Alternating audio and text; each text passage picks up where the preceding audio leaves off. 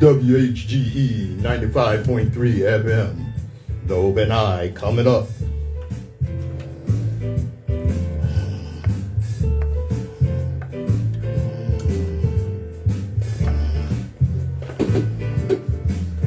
All right.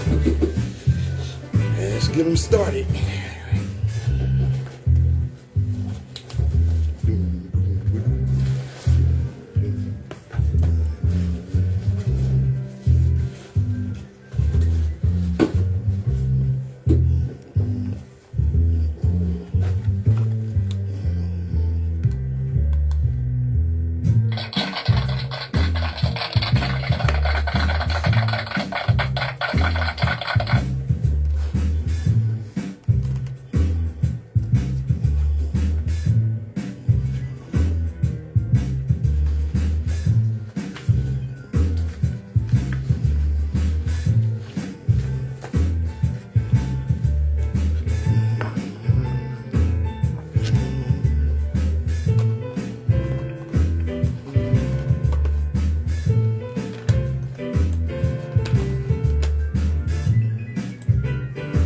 All right. Time to get them started.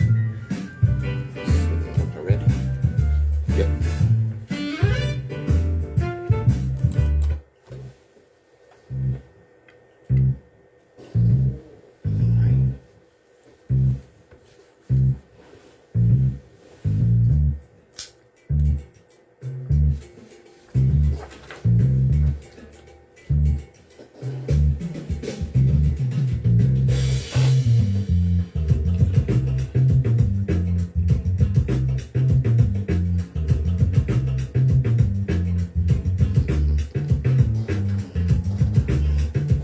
Those of us that indulge in or commit intellectual violence don't do so for the pleasure of mental masturbation or ego diddling. We do so because the chains of oppression on people's minds are deep and difficult to remove.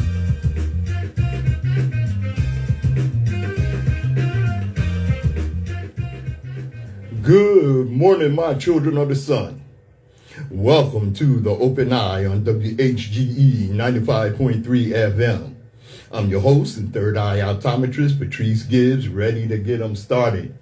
And as become a habit, tradition, or whatever, I'm going to start the show by saying every generation has its purpose. Ours is to reveal the truth and reverse the brainwashing. All right.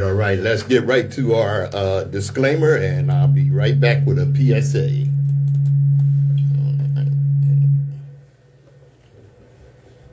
Open Eye are those of the hosts, guests, and contributors, and do not reflect the policy or position of WHGE 95.3 FM, nor our sponsor, the Delaware Center for Homeless Vets. Any content provided by Open Eye's hosts, guests, or contributors are theirs and are not intended to malign any religion, ethnic group, company, or individual. WHGE 95.3 FM, the education advocacy station.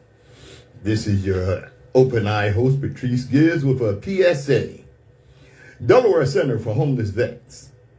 Community Outreach Outpatient Program. This program is open to all in the community. It's not just for veterans.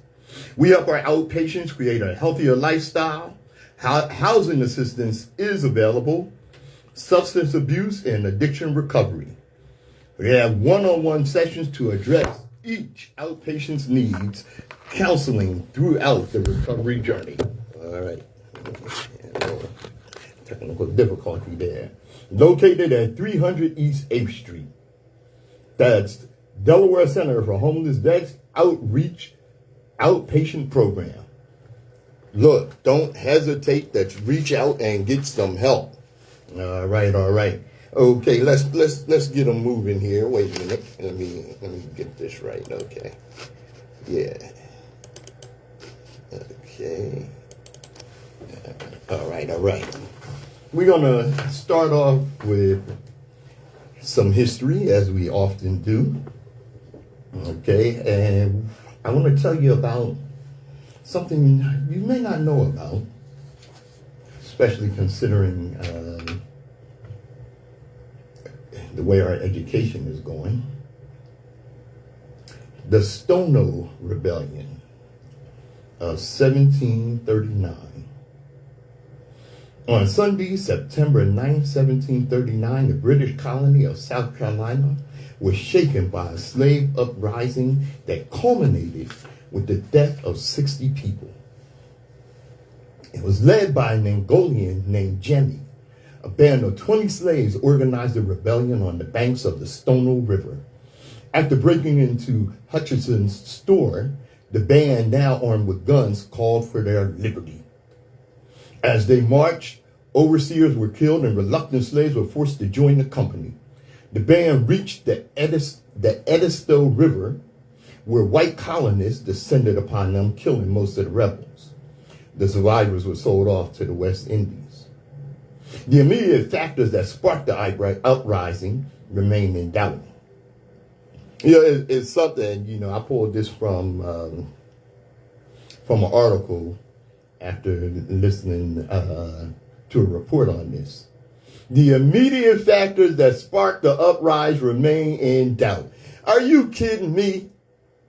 The factor that sparked the uprising was the fact that these black people were enslaved. A malaria epidemic in Charleston, which caused general confusion throughout Carolina, may have influenced the timing of the rebellion. The recent passage, August 1739, of the Security Act by the South Carolina Colonial Assembly may have also played a role. The act required all white men to carry firearms to church on Sunday. Thus, the enslaved leaders of the rebellion knew their best chance for success would be during the time of the church services when armed white males were away from the plantations. After the Stono Rebellion, South Carolina authorities moved to reduce provocations for rebellion. Masters, for example, were penalized for imposing excessive work or brutal punishments of slaves, and a school was started so that the slaves could learn Christian doctrine. Christian indoctrination.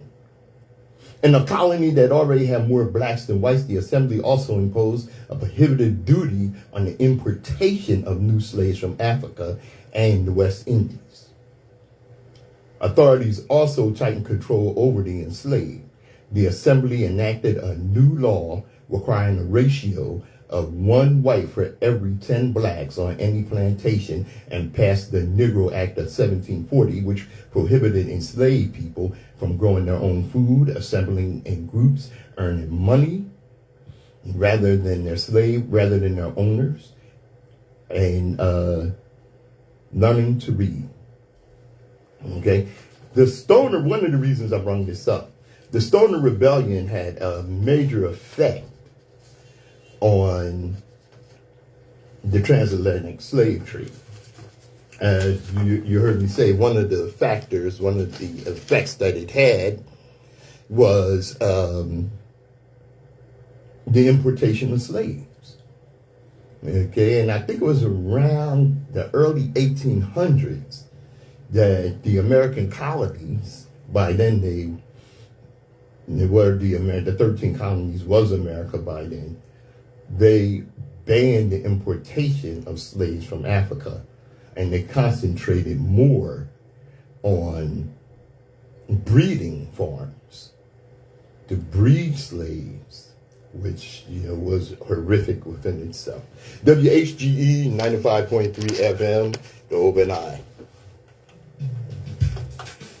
Hey, Miss Bar, I see you, brother. Brother Vaughn, what's up? Good morning. Okay, moving right along. All right.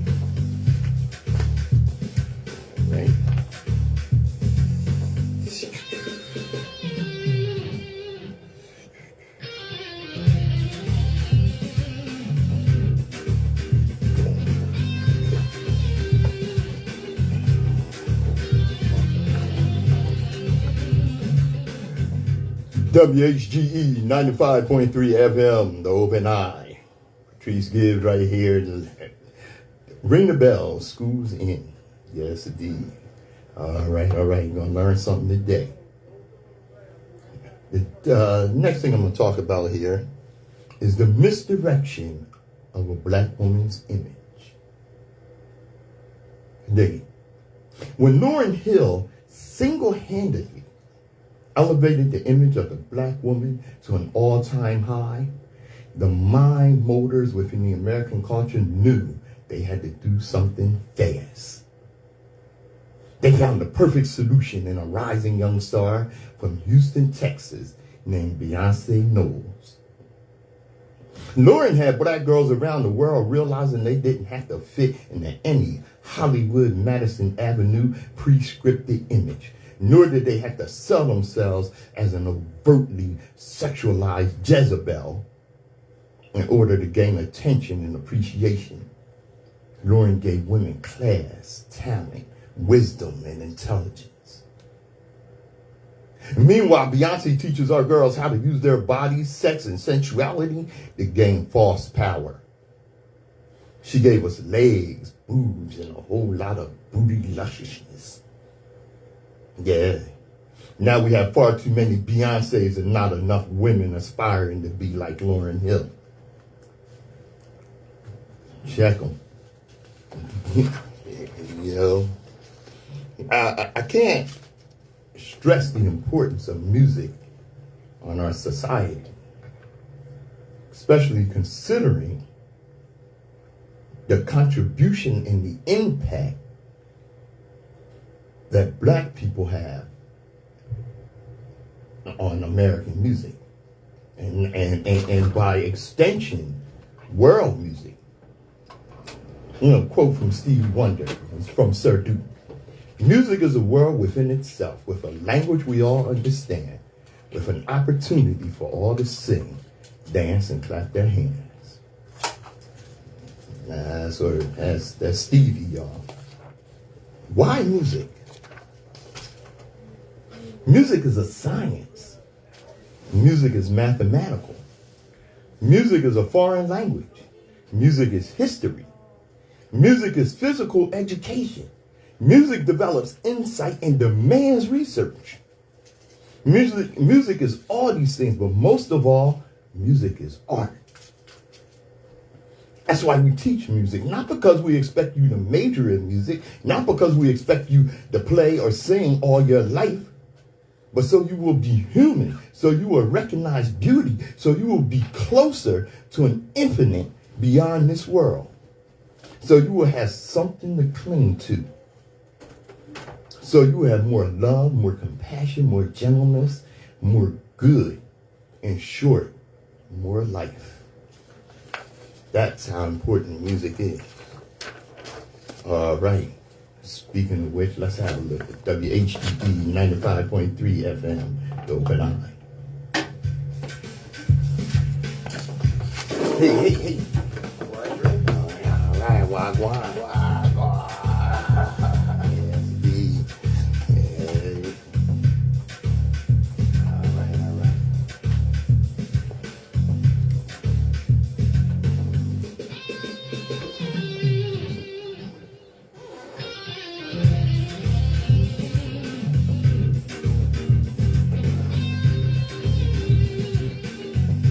Yeah, buddy. Nsoromma in the house getting us set up here.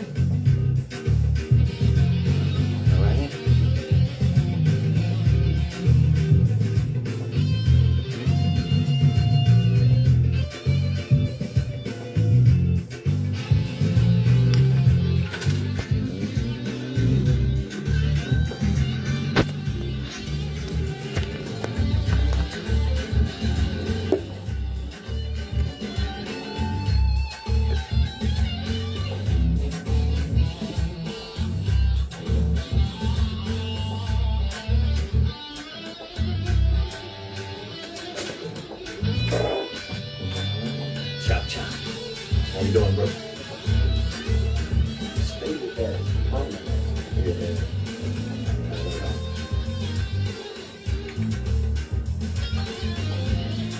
WHGE 95.3 FM, the Open Eye.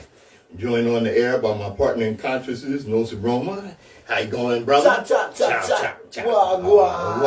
Hello, world. What's happening? All right. I'm not through with music. You not through with music? Nah, I ain't through with it. Miss Bavon. All right. You're the Rolling Stone magazine. Okay. Rolling Stone magazine is considered the Bible of rock and roll. Right. Okay. Now, the founder of Rolling Stone, a guy by the name of Jan Winter, he had to apologize for the disparaging remarks that he made about black and female artists.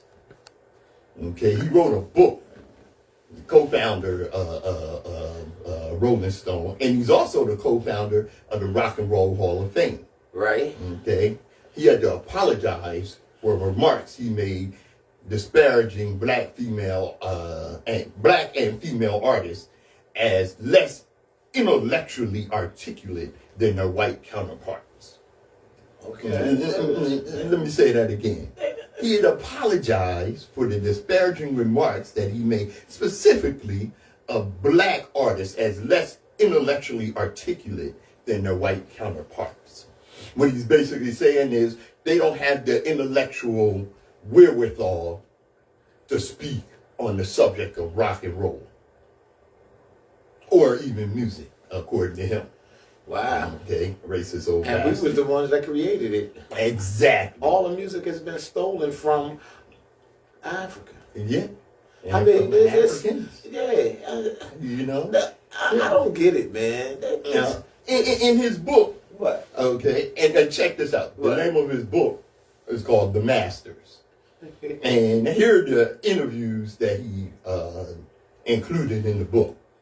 Bono from YouTube, I've never heard his music. Bob Dylan, Jerry Garcia, Mick Jagger, John Lennon, Bruce Springsteen, and Pete Townsend from The Who, all of whom, of course, are white men. Okay? Wow. Now, here's the thing. He's the co-founder of Rolling Stone. Okay? And at least two of these white men in this list, okay, would probably gladly give him the finger for what he said. And I'm going to tell you the two that I specifically look at, maybe three. I'll say Bob Dylan, Mick Jagger, and John Lennon. Okay? The reason I say that Right. is because, of course, John Lennon, the founder of the Beatles, he pointed to what? Black music as his major influence. All right? Mick Jagger, the name of his group comes from a black song by Muddy Waters, Rolling Stones. Jan Winter, whatever this fool's name is, the name of the magazine that he co-founded that is considered the Bible of rock and roll, Right. is called Rolling Stone. Rolling Stone comes from what? The music of Muddy Waters, a black blues artist. And like Nsoromma said earlier, where rock and roll comes? Who invented rock and roll? Because it sure as hell wasn't Elvis Presley, or it wasn't John Lennon or the Beatles, or Jerry Lee Lewis. It sure as hell wasn't Pat Boone. Where rock and roll come from? It came from Chuck Berry, Fats Domino, and of course, Little Richard. Shut up. Now that's what Little Richard was saying. All right. Now, the interesting thing about this cat is his influence. And now, like I said, he's the co-founder of the Rock and Roll Hall of Fame. His influence includes influence on the Rock and Roll Hall of Fame, and of course later MTV. All right. You remember when MTV first came out? Yeah, it wasn't no black people allowed to be on there. No. No. That's why they had to come up with BET. Exactly. Yeah. Exactly. All right. But when did they start letting black people on there? A lot of us will say, well, with the rise of Michael Jackson after Thriller, they pretty much had no choice. Right. Okay? But there was a rock and roll artist who blasted them out on the air. Okay? And I'll tell you who it was. It was David Bowie. And David Bowie forever had a reputation of being forward thinking. It was whether it was his ever-changing outfits that reinvented what a pop star persona could be, his ability to introduce different genres of music to the mainstream, or even predicting how revolutionary the internet would be in terms of music. Right. It's safe to say David Bowie had his finger on the pulse of contemporary culture. Who was the first white man on Soul Train? Easy question. I can't even tell you. We're talking about him now. David Bowie. David Bowie. Yep. That's what. Now, during the 80s, in the advent of music video television, he even recognized the disparity between flagship channel MTV playing white artists' music to black artists' music. Bear in mind, this was a time when the likes of, when the likes of Prince, Luther Vandross, a former understudy of Bowie, Lionel Richie, and Michael Jackson were all riding high on the charts. Of course, Michael Jackson was going to dominate the era as he capitalized on mixing mind-blowing visuals with his music. But aside from the king of pop, black artists weren't getting the coverage their music deserved. Bowie noticed this, however, and he wasn't afraid to point it out whilst appearing on MTV. And he did it so smooth, okay? He said, having watched MTV over the past few months is solid enterprise with a lot going for it, he said, to interviewer Mike Goodman. I'm floored by the fact that there are so few black artists featured on MTV. Why is that? And he asked the host on MTV, Mark Goodman, why don't have no black people on here? He said the only few black artists one sees on is about 2:30 in the morning till 6. Very few were featured prominently during the day.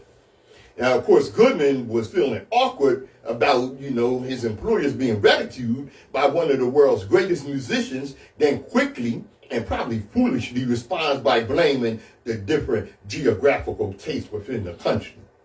He said, we have to try and do what we think not only New York and Los Angeles would appreciate, but also Poughkeepsie or the Midwest. Pick some town out in the Midwest that would be scared to death by Prince, which we're playing on the string of other black faces. We have to play the type of music the entire country would like.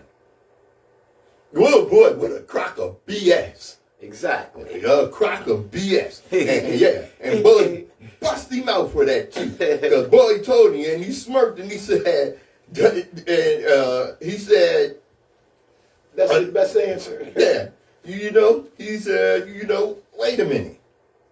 He said, so kids aren't interested in watching the likes of the Isley Brothers? He said, I'll tell you what maybe the Isley Brothers or Marvin Gaye means to a black 17-year-old said, and surely he's part of America as well. Do you not find that it's a frightening predicament to be in? Is it not possible it should be a conviction of the station to be fair? It does seem to be rampant through American media. Should it not be a challenge to make the media far more integrated? And David Bowie, he was the only one that spoke out on that too. The only one, the only white artist that actually spoke out on it. Well, I tell you what. Like I said, Winter, this dude from Rolling Stone, he was the founder of the Rock and Roll Hall of Fame. Etta James said they got this thing backwards. It should be the R&B Hall of Fame where blacks decide which white rockers deserve to get in. WHGE 95.3 FM, rock and roll. Yo, what's up, brother Miss Vaughn? What's good? Yo, Lou, what's happening? You know what it is. Where y'all at? Hit us up. Tune in.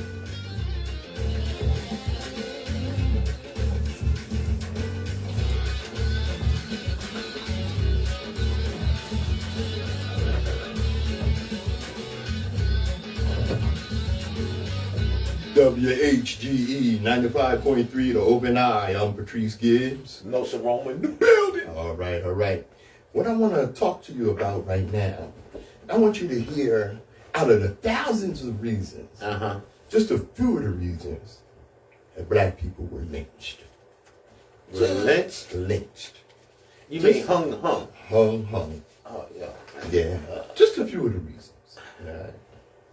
A black construction worker was lynched at Camp Blanding, Florida in 1941, and check out why. For insisting that a white co-worker return his shovel that he stole. How dare you? Come on. So they lynched him. Come on, man. Yeah.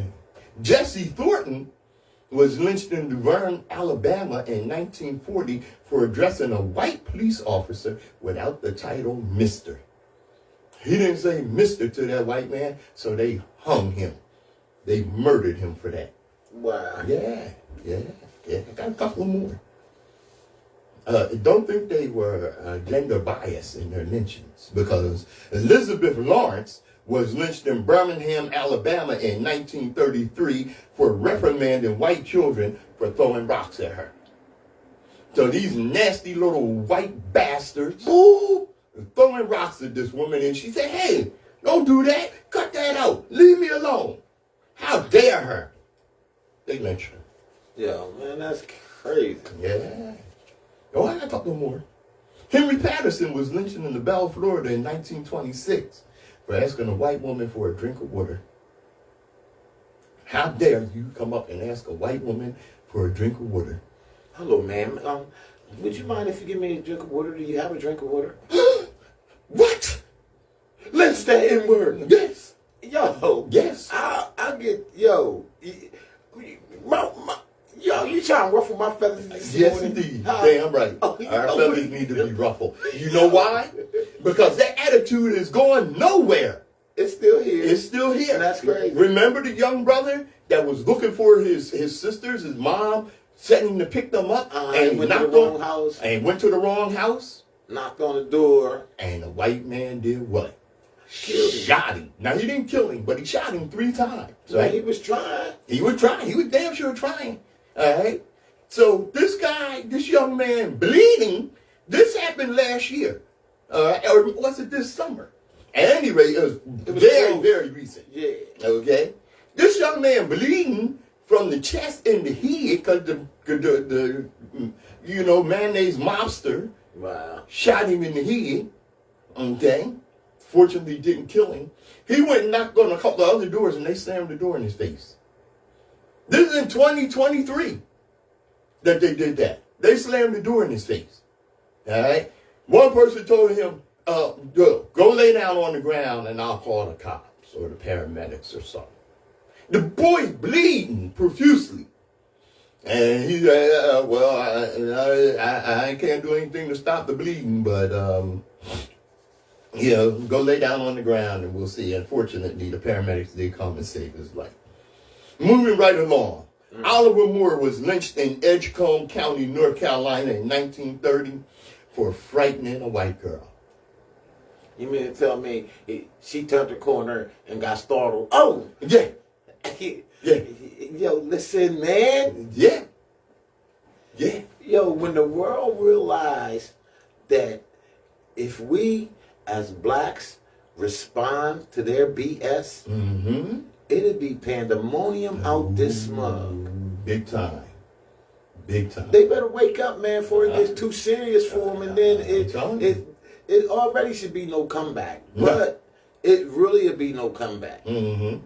That's crazy, man. That is, man. 2023, 24, and you still got the mindset of a 1942, 1931. Yeah. Come on, man. Yeah. How many times have you been walking down the street and some white woman clutched up her purse?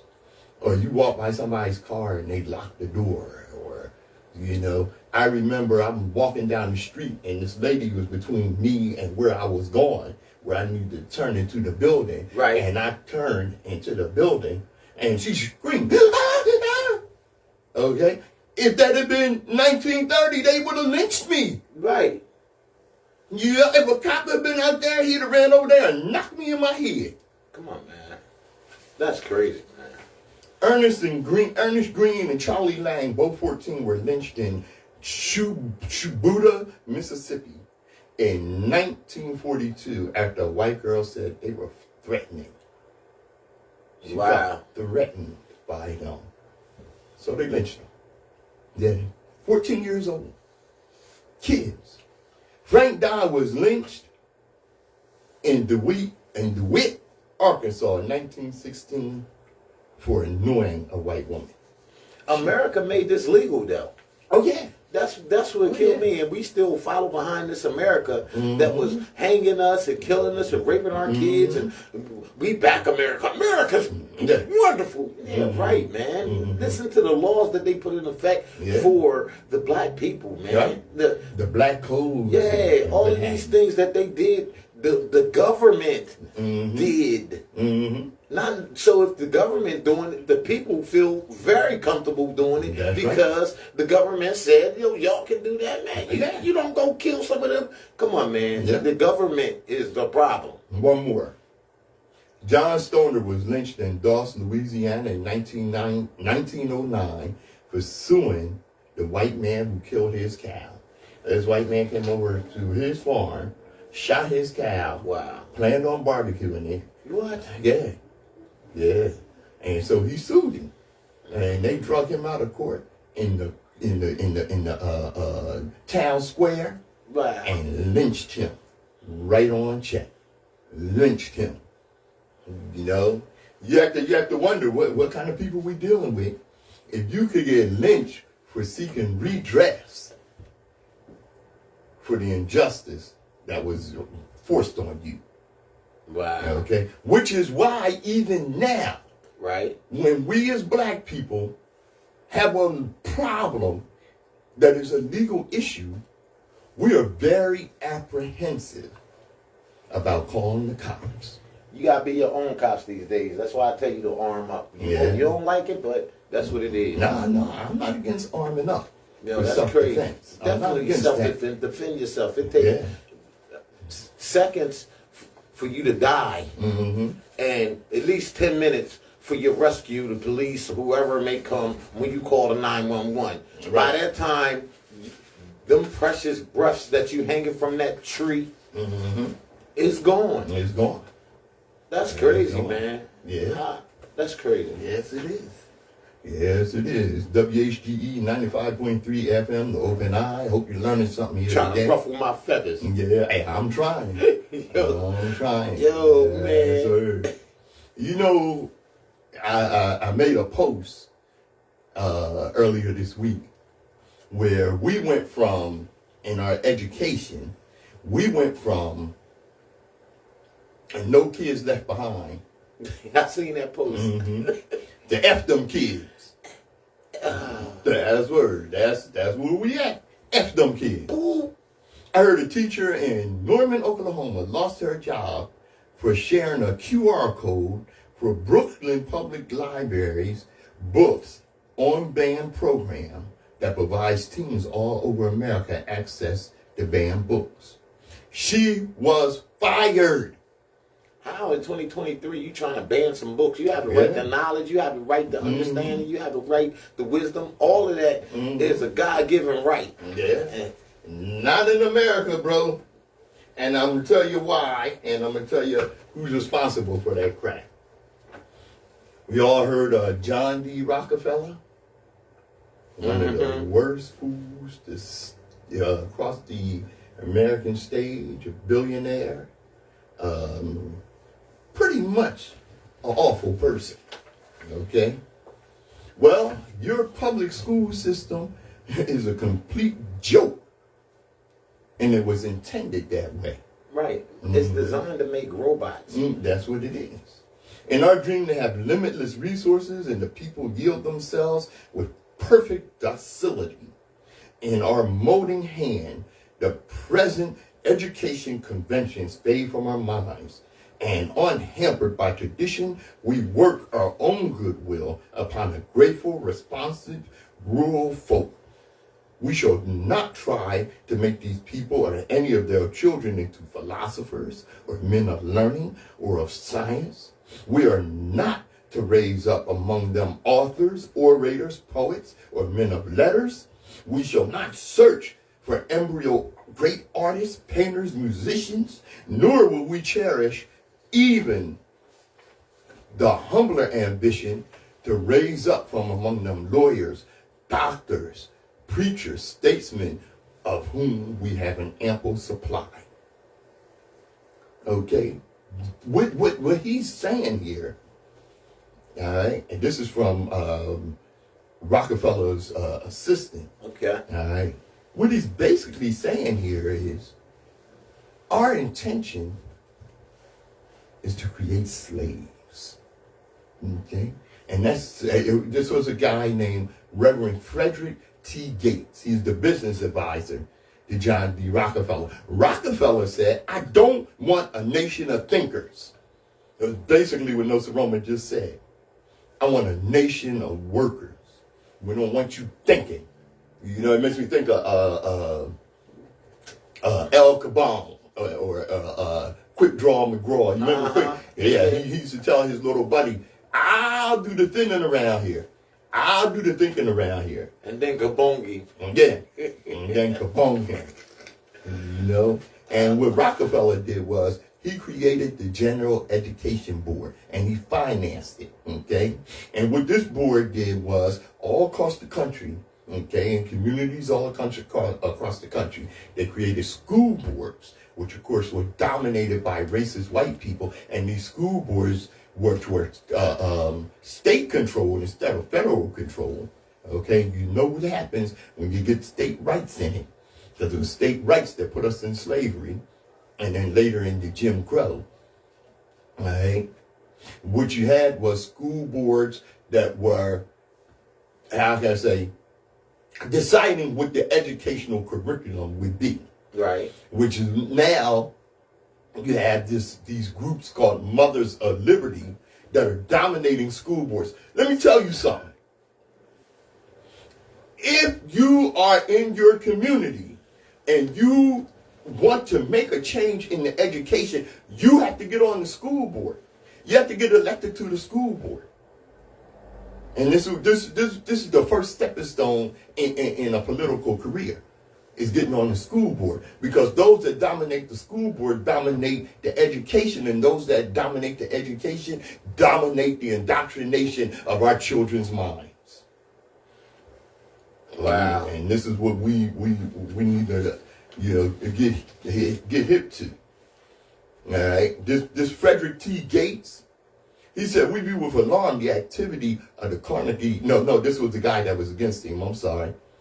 He said, we view with alarm the activity of the Carnegie and Rockefeller Foundation, agencies not in any way responsible to the people, in their efforts to control the policies of our state educational institutions to fashion after their conception and to standardize our courses of study and to surround the institutions with conditions which menace true academic freedom and defeat the primary purpose of democracy as heretofore preserved and violate in our common schools, normal schools, and universities.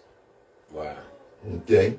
And what they're saying is, you know, look, this Rockefeller Foundation and these fools, okay, are dangerous to our society, all right? Because if you have a society of uneducated people, okay, voting, then you have fools that are voting in fools, which is how you get people like what's her name? Margie Taylor Greene, outright ignorant moron, and she's in Congress. All right, or Lauren Boebert. I don't know if you heard of Lauren Boebert, but she's a congresswoman from Colorado. Wow. Okay. That's crazy, man. Who presents herself as a Christian woman. And last week she was at a play. What was it called? The musical Beetlejuice. She's at this play in the audience, drunk, acting a fool with her date. Got her. She's in the audience. She got her hand down the man's pants. She's smoking vape sitting in front of a pregnant woman. This woman's a congresswoman now. Always run around talking about we're a Christian nation, right? Not only did she have her hand down the man's pants, right, but he's playing with her boobs, which happened to be fake. She's a builder bitch. It's yeah, yeah. You know, you ever heard of Common Core? Common Core. This is the process, the new math. Common Core, the new math? Yeah, it's part of the educational curriculum that's being pushed by, of all people, Bill Gates. Oh, no. Now, if you ever do Common Core, and I'm going to paraphrase here, you know, I'm going to be a little extreme here. Okay, right? okay. In order to get 7 times 7, all right, what's 7 times 7? 14. No, I'm 21. 49. 49. Yeah. Okay. Well, yeah, you know, yeah, I ain't listening to school. Yeah. Use your fingers and toes. Work around it. Okay. I ain't use my fingers and toes, right? But we know 7 times 7 is 49 because we were taught the multiplication table. Right. Okay. Common Core doesn't teach the multiplication table. What they do is you subtract 7 from 49 7 times, right? And then you write all 7 times down, and you add them up. And, yeah. And all of that? All of that. All right? It takes you 15 minutes to figure out how much 7 times 7 is. When if you went to school with me, you know 7 times 7 is 49 because you learned the multiplication table. And even then, our Chinese and Japanese people are way more mathematical than us because they break it down even faster than our table. Right. I was like, wow. Yeah. Now, why does Bill Gates want schools to use Common Core, but he sends his kids to a private school that doesn't use it? Because he wants your children dumb, not his. Right. He wants your children slow. He wants your children to robot. Right. For his kids. So they're the next generation of Rockefellers. Yeah. Because public school, which should be called government school, you know, are pushing indoctrination because a mind is a terrible thing to allow to be free from the state. We don't want they don't want the mind to be free from the state. They want you indoctrinated and, you know, like Nsoromma said, they want to produce robots. They just want somebody smart enough to run the machine. They don't want you smart enough to think and look at what they're doing to you. All right? George Carlin said, governments don't want well-informed, well-educated people capable of critical thinking. That's against their interests. They want obedient workers, people who are just smart enough, like I said, to run the machines and do the paperwork, and just dumb enough to passively accept it. Wow. WHGE 95.3 FM. Tune into the open eye and learn something, goddammit. Boo! Yo, Brother Rob, Samaya, what's good? Northside Halloween Day, October the 31st, you dig? Come check them out, dinner and everything. Yo, get in contact with Samaya or my boy Trav. You know what I mean? Make it happen. Sister Rob, what's good? I see you. Yo, Vaughn, I see you, bro. You ain't say nothing but good morning to us. What's up? Brother Miss Bob, once again. Yo, who else on here? Hey, yo, Lil, what's good, man? Yo, what it do? What it do? Oh, yeah, the artificial intelligence, Rob. They always try to do that.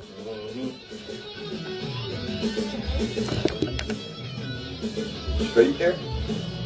Uh-huh.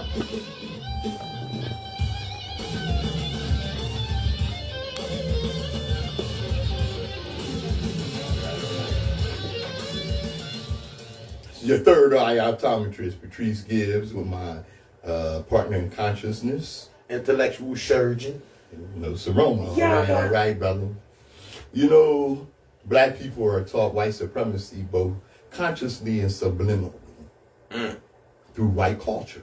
We learned that the founders of this land were brilliant intellectuals, worthy of respect and honor, and we're even taught to celebrate their birthdays and presidencies. The truth is, these men were monsters who ordered the murder of millions and kept black people as pets in the backyards. You left out thieves. And thieves, yeah. Question. What? How many Jews you think would celebrate Adolf Hitler Day?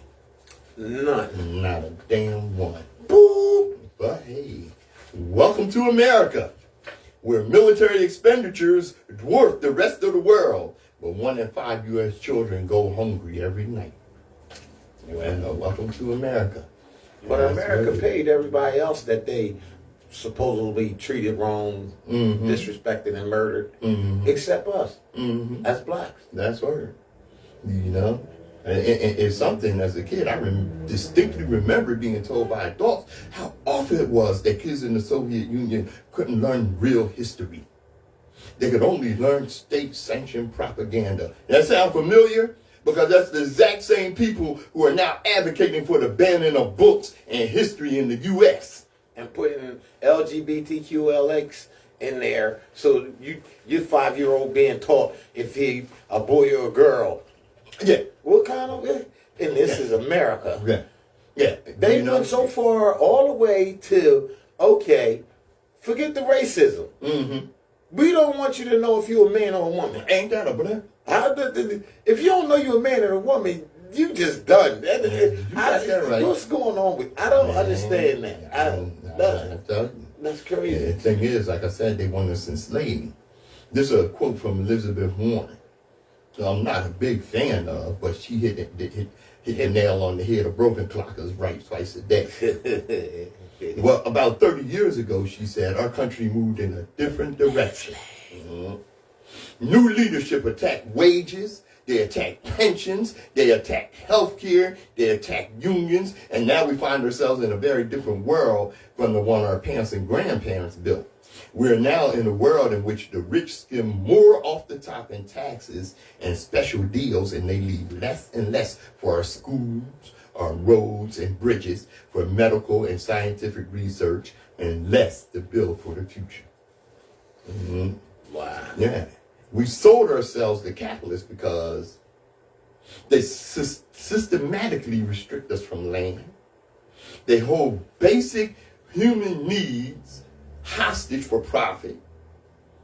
Okay? They create militarized governments and classist, racist, sexist laws that violently force this arrangement on us. They established 2 political parties to serve them, gave us a vote, and called it democracy to instill a false sense of legitimacy. And they use schools and mass media to convince us there's no other way. Our labor is not consensual. Okay? Our labor is not consensual.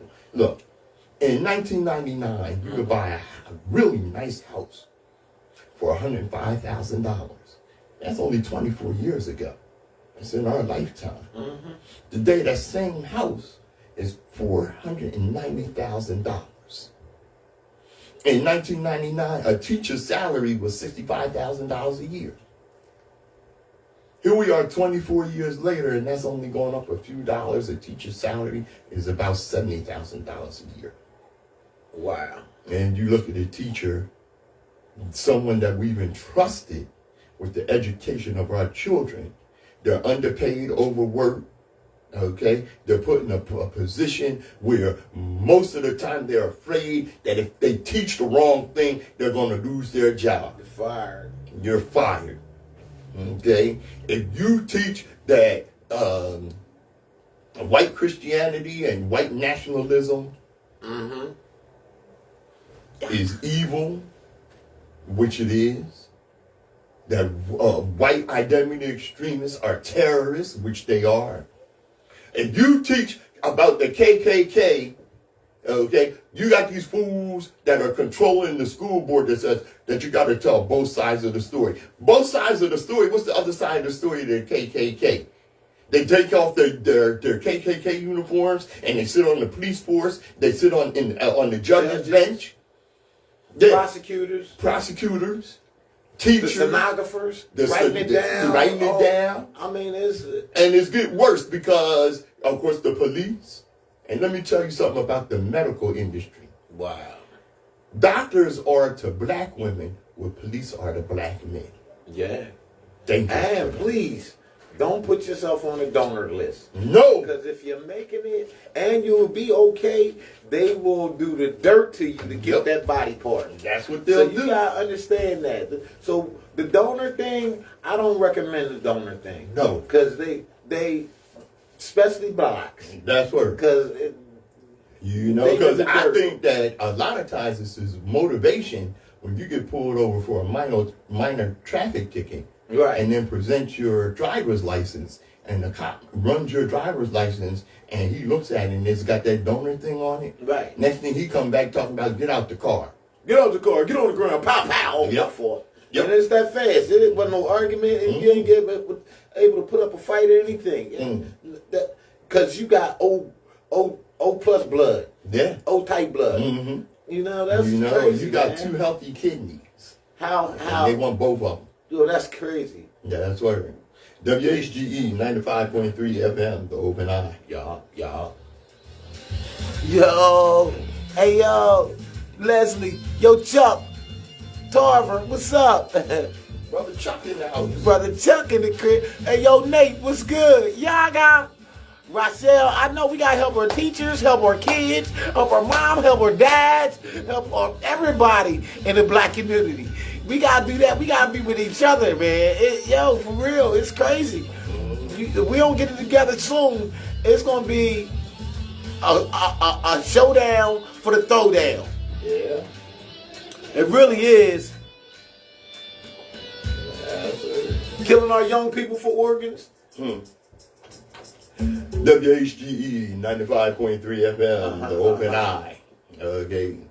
One of the things that historically happened in Africa were the missionaries. The missionaries that went over to save Africans. The missionaries that went over to give you a proper ideal of religion. The missionaries that came over and gave you the Bible and you closed your eyes and prayed, and when you stood up and opened your eyes, they had the land and you had the Bible. Right. All right. They did that to Shaka Zulu. Yeah, Shaka Zulu said, the hell with that. Your God has a birthday? The hell? Well, the Savior complex. It's a young lady named Renee Bach. Okay? Renee Bach, let me tell you about this. True crime is always a genre that dips into controversy. Okay. Right? But HBO's upcoming docuseries, Savior Complex, is raising even more questions than usual.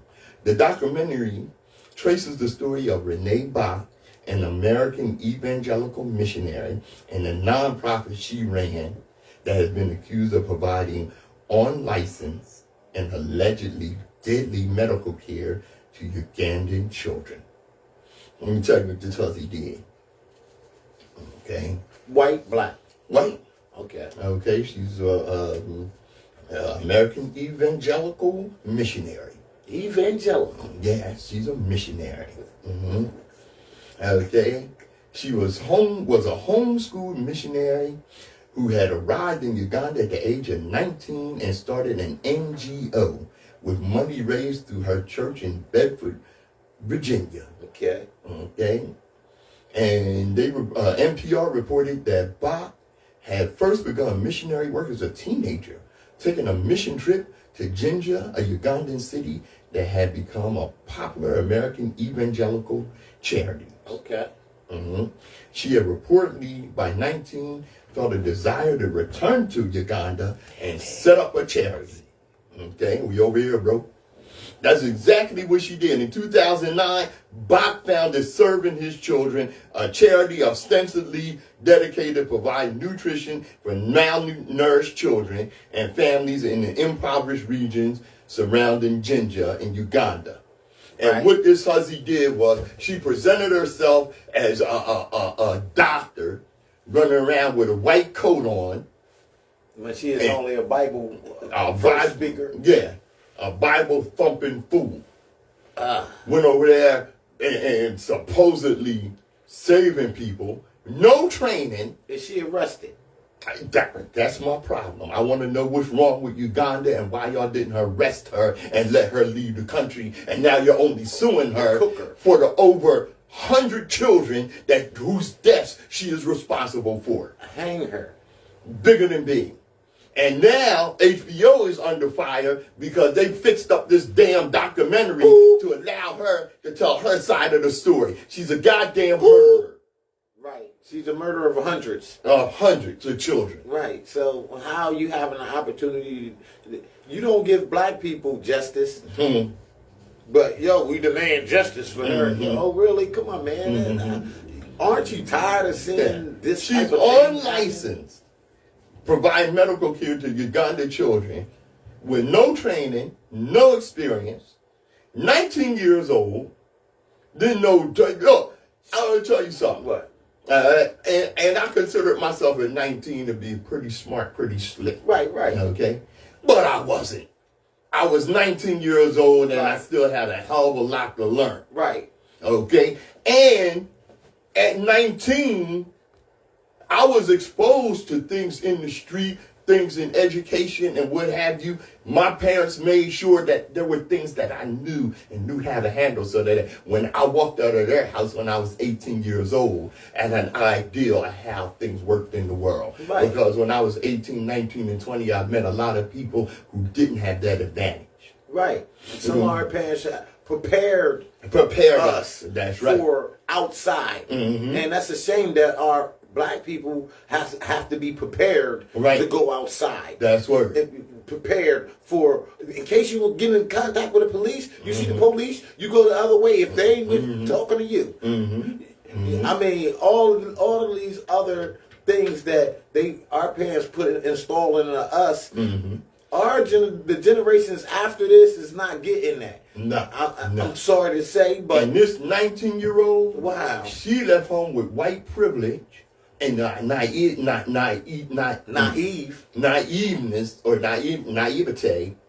that comes along with that. Wow.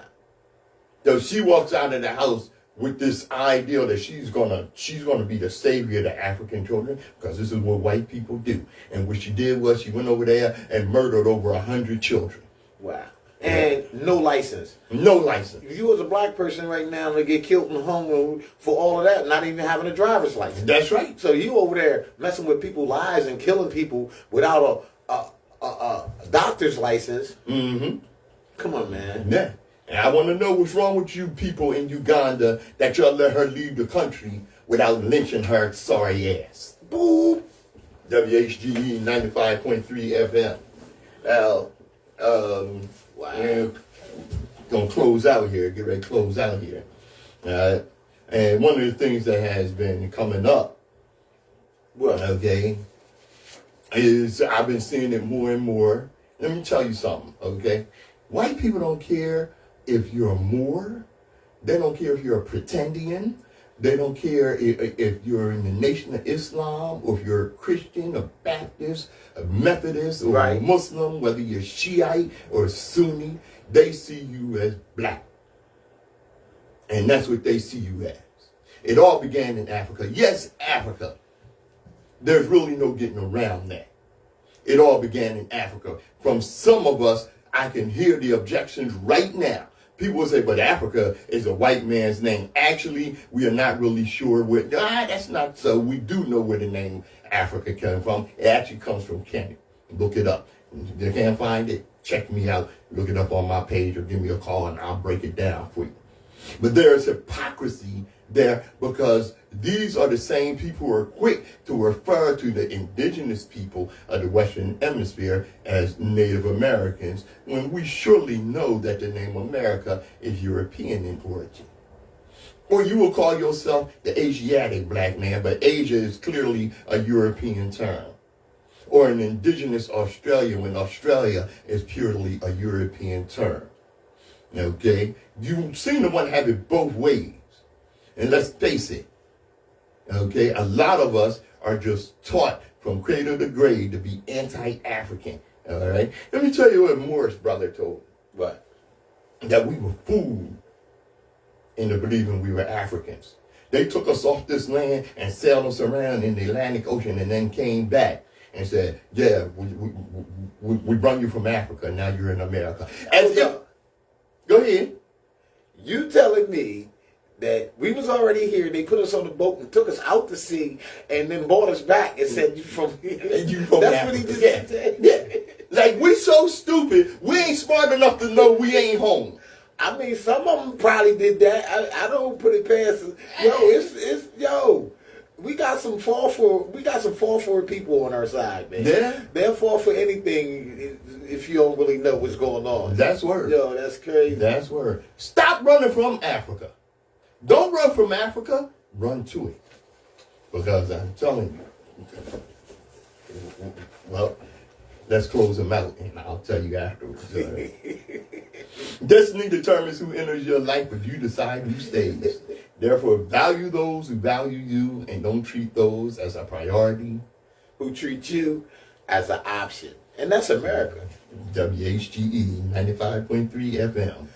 I'm Patrice Gibbs. Nsoromma in the building. Thanks for joining us on The Open Eye. Y'all got it.